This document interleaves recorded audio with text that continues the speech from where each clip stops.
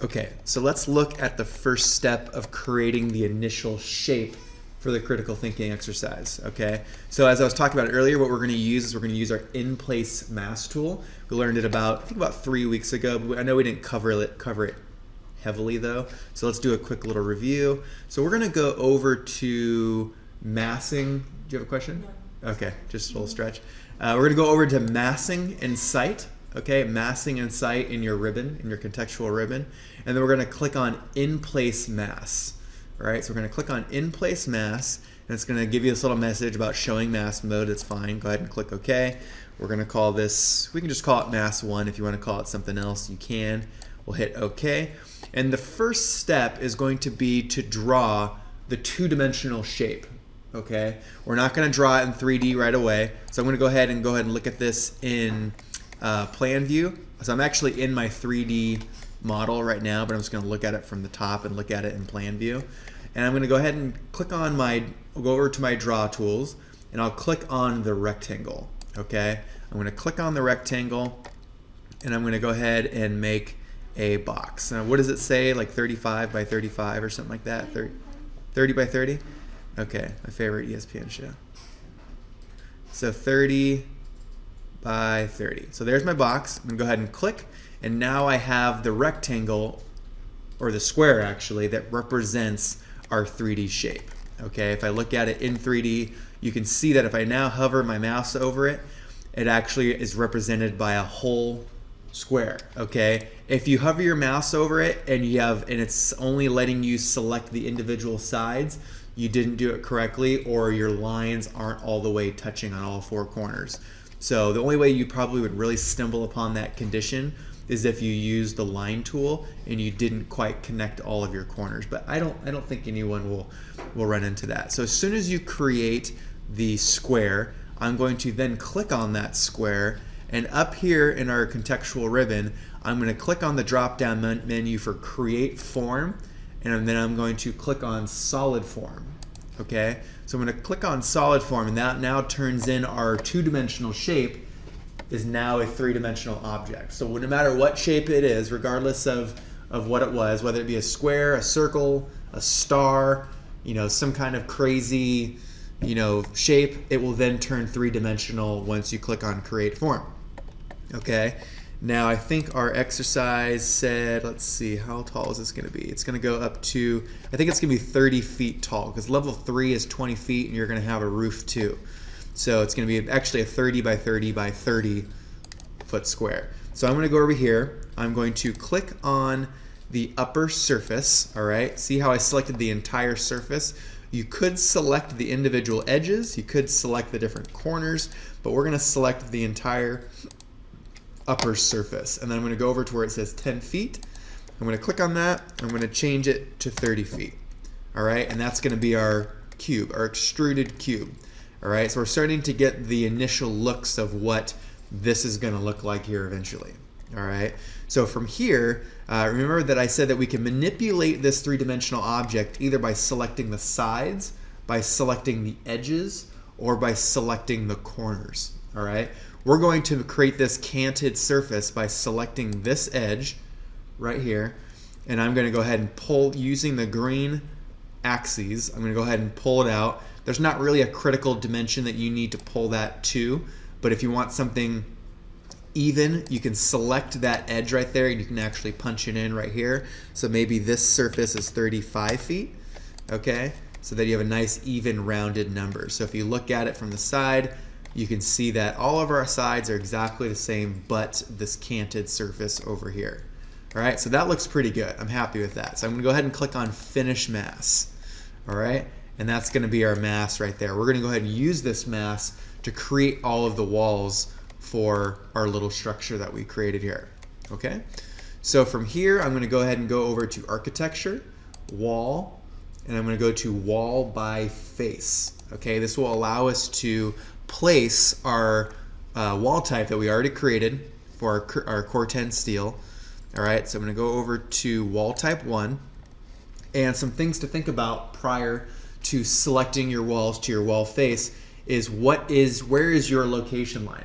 It's a little bit different in the sense that we're not drawing this in plan, but you still have the ability to place it where you want to, so that if you do change the wall type in the future, that it won't affect the location of all of your studs. Okay, so I'm going to go ahead and make the location of my studs. I'm going to make it core face exterior, and if I now go over and select the face of that wall, notice that our exterior face of the stud is actually aligned with the exterior face of our massing, and our material or our finish is outside the face of the stud. I actually had a perfect, going back to the importance of the location line last weekend when we transitioned from design to construction documents and Revit, I had to change every single wall type in the entire building to CME block from 6-inch wood stud. And if I wouldn't have had the correct location line on all of those, every one of my walls would have bumped out and I would have had crazy dimensions throughout the entire project. So I was happy that I actually paid attention to that early on. Otherwise, I would have been spending the entire day pushing walls over a couple inches to make sure that all my dimensions were back to where I wanted them to.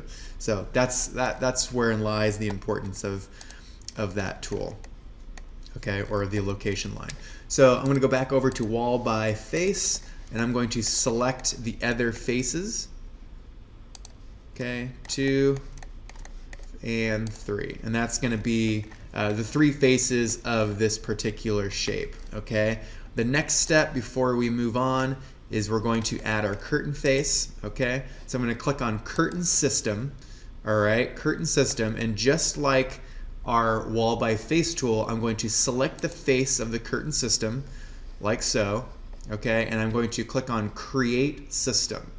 All right, so I'm going to click on create system, and that will create the glass and all of the curtain grids. Okay, there are no mullions here yet. If you go real closely, you'll see that it's just broken down into a big old panel of square pieces of glass. Okay, no mullions. So if I want to add mullions, I can go over to architecture, and I'm going to click on mullion, and I can either do by grid line, by grid segment, or all grid lines. All grid lines will apply the same mullion to the entire curtain system, or you can go by line, segment by segment, and create more of a custom system if you want to.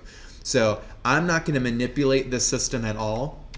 You could if you wanted to. So if you clicked on that system, notice that you have the same opportunities to modify that grid just like you would if you were creating a storefront. So you could go to edit type, and you could start to define the spacing of the 2 different grids, and you could start to assign different mullion types. Okay, so you do have that opportunity. Right now the default is just a simple 3-foot by 3-foot grid. So if you want to spend the time in making it look the way that you want it to look, that's okay, feel free to do that. Other than that, I'm just going to go to architecture, mullion, and I'm going to click on all grid lines, and I'm going to select the entire face, and that will apply the mullions to the entire grid system. Okay, everyone understand how to do that? So from here, I actually don't need my massing anymore. Okay, so if you don't need the massing anymore, you could click on the mass. Make sure that you click on the mass and not something else. It may be a little tricky. A lot of the times what I'll do is I'll just select the entire thing. I'll go over to filter, and I'm going to uncheck everything but the mass.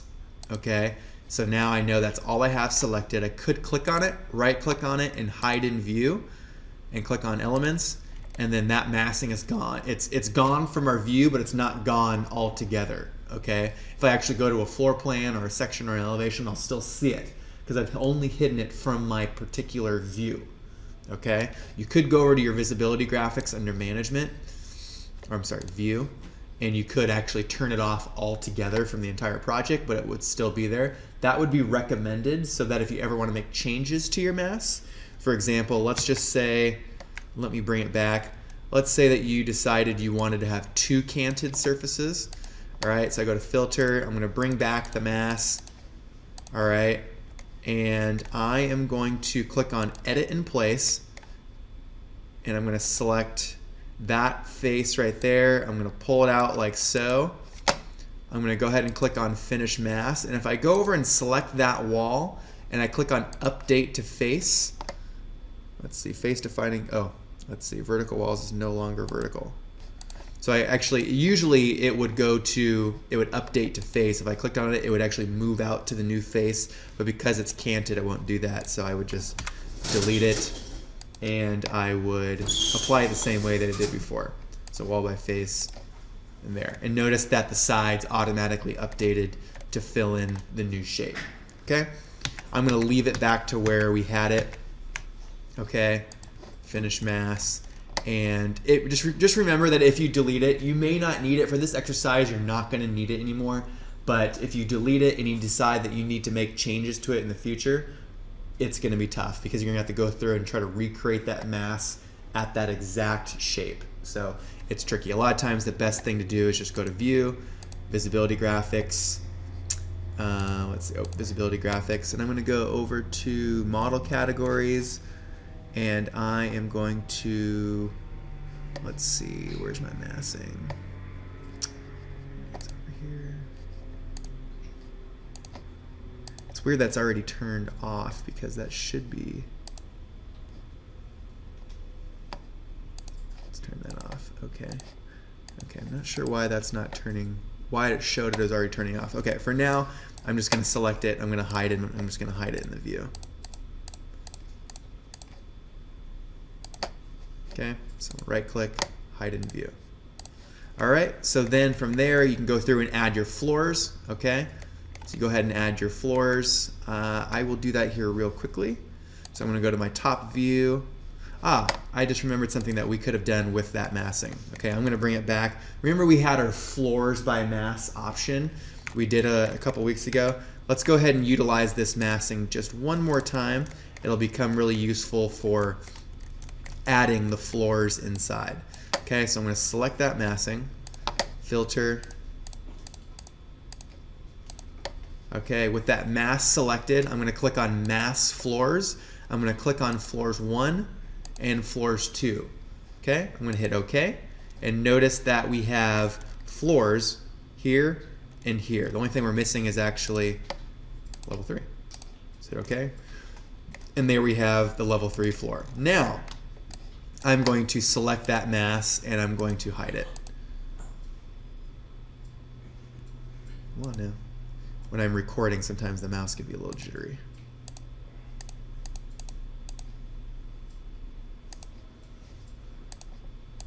Okay, so I'm going to right click, hide in view, elements, and then from here, notice that all we've done is we've masked the locations of the floor. Okay, we don't actually have the floors that we see here in the final product quite yet.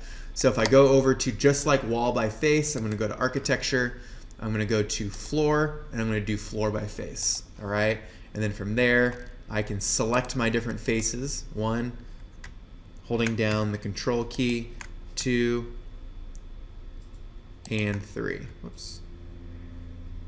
Come on now. Come on. When I'm recording, sometimes the mouse is just a little jittery. Can't quite process all that thought. Okay, so there's all of my floors selected, and then I'm then going to click on Create Floor, and we now have all of our levels masked out. So what do we do if we want to create the mezzanine? So we've created these floors a little bit different than the rest. Okay, I'm going to hide the floor massings just like I did the massing itself. So I'm going to select everything. I'm going to leave mask floor checked, right click, hide in view, elements. Okay, so even though we did our floor by face, we can still edit the floor just like we would as if we created it conventionally. Okay, so I'm going to select that floor, I'm going to click on edit boundary, and then from here I can go ahead and make my mezzanine. So how big that is, that's up to you. I'm going to make that mezzanine maybe 15 feet. Okay, so I'm going to let that floor jump back all the way back here. I'm going to hit the check mark, and voila, we have our, I guess, our initial makings of the mezzanine. Okay, so it looks a lot more like what we had over here. Okay, last step, or working towards the last step, let's go ahead and add our floor that wraps around our building. I'm going to go ahead and make that floor, let's say 6 feet wide. Okay, so I'm going to go over to level 2.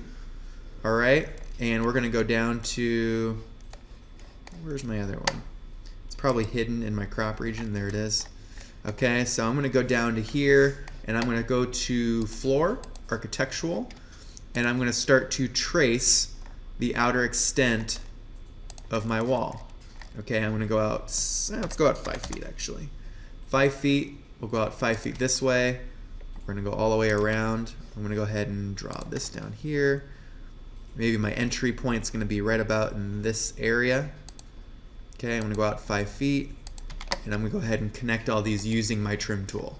Okay, so 1, 2, that will trim those lines together, and I'll go ahead and trim these lines together as well. Okay, go ahead and hit the check mark, and that will be our floor that wraps the outer perimeter of our building. So we're going to need an entry door. All right, so we have our entry door right here. I'm going to go over to door, and I'm going to go ahead and click. I'm going to go ahead and use this double exterior 2-light door. I believe that's a default door that you can find in Revit. Okay, so if you click on your doors and you go and cycle through, I think, the commercial doors, you should be able to find a door system that looks something like that. Okay, so right there, that's going to be our entry door into our new little building. Okay, so a couple more things that we need. We need some columns. We also need some hand railings.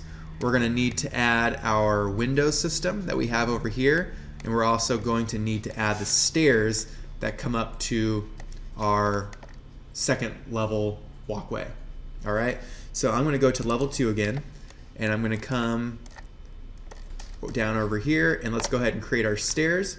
I'm going to click on Stair by component, and then from there I'm going to go ahead and click the typical straight stair. All right, I'm going to make sure that my base level is 1 and my top level is level 2. Okay, because our top level is going to match where our exterior walkway starts. Okay, so level 2. It says desired number of stairs 18. That's fine, that works good. I'm going to make the actual run width, I'm going to make that 5 feet to match how wide our walkway is. Okay, so 5, whoops, I added a little something extra. All right, so from here, I'm gonna go ahead and guess to where my stair would start. All right, so I'm gonna start right here, and I'm gonna draw all the way up to the top. It says right here at the very bottom, it says 18 risers created, 0 remaining. So I know that I don't need to draw any more stairs, okay? I'm gonna go ahead and click, and then from here, I can take my whole stair component, I'm going to select the entire thing, and I'm going to use my move tool, and I'm going to move it so that it aligns and connects to our landing that we created over here. All right, it looks like our stair is a little bit wider than our landing. Let's see, how did that happen? So that's 5 feet. Oh, I see. So the actual stair right now is 5 feet. With the stringers, it's 5'4". So if I want to actual run width, I'm going to make that 4'8", and it should be exactly now as wide as the 5-foot opening that I created for our walkway. There we go, that looks good. All right, so I'm going to go ahead and hit the check mark, and that will be our stair that leads up to our walkway. All right, everyone see that? I'm going to select my 2 railings. I'm going to go for something a little bit more contemporary. I'm going to click on those railings. I'm going to go up here to railing, and I'm going to click on glass panel bottom fill. What you guys choose is completely up to you. I don't care what railing you guys pick. Just showing you that you have the option to change it should you want to. Okay. So when we talked about railings, we talked about a couple different ways that you could do it. You could just go over to railing, and you could just trace the outer edge of that walkway that we created. But there's also another method that I prefer that I think works a little bit better, is that I'm actually going to click on the outer railing of our stair, and I'm going to edit its path, okay, so that it continues and it all becomes one assembly that's all together. Okay, so I'm going to go ahead and look at this from my top plan view, and I'm going to click on the draw. I'm going to add my line, and I'm going to start drawing that line to the edge of my walkway. So 4'10". I know that I have a 2-inch gap separating the end, so that's good. I'm going to use that. I'm going to go all the way to the end. It's like about right there. I'm just kind of eyeballing it at this point. And I'm going to continue drawing it all the way around our second floor walkway. So why did I create a new line here versus just pulling this one and joining the edge. Exactly. So it's our way of telling Revit that we want the railing to have a break in the railing so that it will actually turn to flat versus just continuing at the slope that it's using to go up the stair. So from here, I'm going to go ahead and hit check.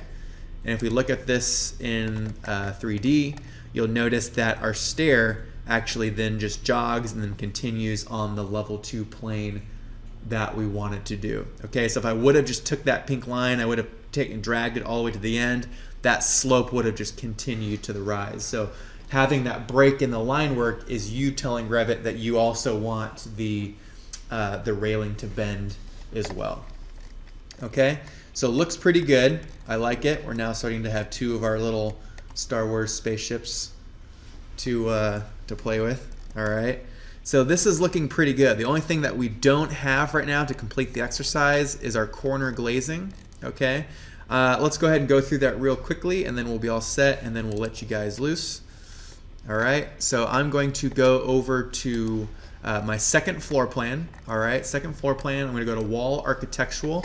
I think everyone should have a good understanding of how to do this, but let's go ahead and create it one time. All right, I think it says, do I give a dimension on how long that is? Adding stairs, adding walls. Okay, grid spacing of 3'3". All right, so if it's 3'3", I'm gonna go ahead and make it, I think it was like 4 panels. So let's make it 12 feet. So base offset is 3, that's good. That means that our sill height for our window is gonna be 3 feet. All right, but let's change this actually to storefront. Level 2, 3 feet, up to level 2, top offset, 7 feet. Okay, so if our constraints, if the base offset is 3 feet and our top offset is 7 feet, what is going to be the height of our storefront? 4 feet, right? So we're just doing the math, okay? So if the base constraint is 3 feet and we're going up to 7 feet, the difference is the 4 feet. So we're saying that we want a 4-foot window. So let me go to edit type really quickly. We can just see, so border type 1 is my 2x5 and border type 2 is my 5x5, okay? That is good, that's what I want. So I'm gonna go ahead and start here at about 12 feet, okay? 12 feet, and I'm gonna start drawing. I'm gonna go right over to the corner. All right, notice that we have our 5x5 post in the corner already. That looks good. I've already created another storefront called storefront 2. That actually, if you go to edit type, you'll notice that the border type 2 is none, okay? So that my glazing will butt up right up against that 5x5 post. So we have a nice clean glazing condition here in the corner. So I'm gonna go to about 12 feet again. And right there, that looks good. Doesn't have to be perfect. I'm gonna go ahead and click. I'm gonna start drawing. I'm gonna let that die right into that post, okay? And if we look at it from the corner, let's look at it in 3D, you'll notice that we kind of have a unique condition in that our wall is overlapping our post. We've talked about in the past on how we can start to clean that up, okay? Remember, if you click on the wall, whoops, let's click on this wall right here, we would then go to what to fix this condition? Edit profile, right? So we're gonna click on edit profile.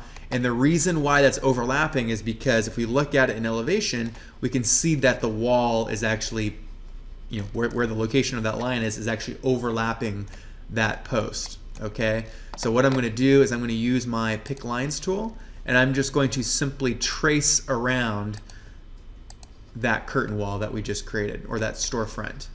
All right, I'm gonna break this line right here, right in the middle, because I don't want to get rid of it altogether. I'm gonna break that line in the middle, and I'm gonna use my trim tool to trim the edges up here at the top and the edges here at the bottom, so that I have no wall spanning between this corner condition here, okay? So I'm gonna hit check, and then now you'll notice that you see the actual post from the storefront and not the wall, okay? Any questions about that? Pretty clear, good. All right, so that's gonna be it. That's gonna be your critical thinking exercise. You'll need to set up your sheet, set up the typical views, you'll add your floor plan or whatever it says in the exercise is just fine, and then upload that to Canvas. All right, so you'll notice that that took me about 24 minutes, okay? And that was talking through it. So you guys should, even if it took you 45 minutes, that's okay. So you should be able to finish both critical thinking exercises in about, I would hope at least today, all right? You should be getting to the point where you can start to do these pretty quickly and they don't take the entire class, all right? So go ahead and start that. We'll work on that for till about, we'll say 10:30, okay? 10:30, I'll give you guys 45 minutes to do the exercise. All right, let me know if you have any questions.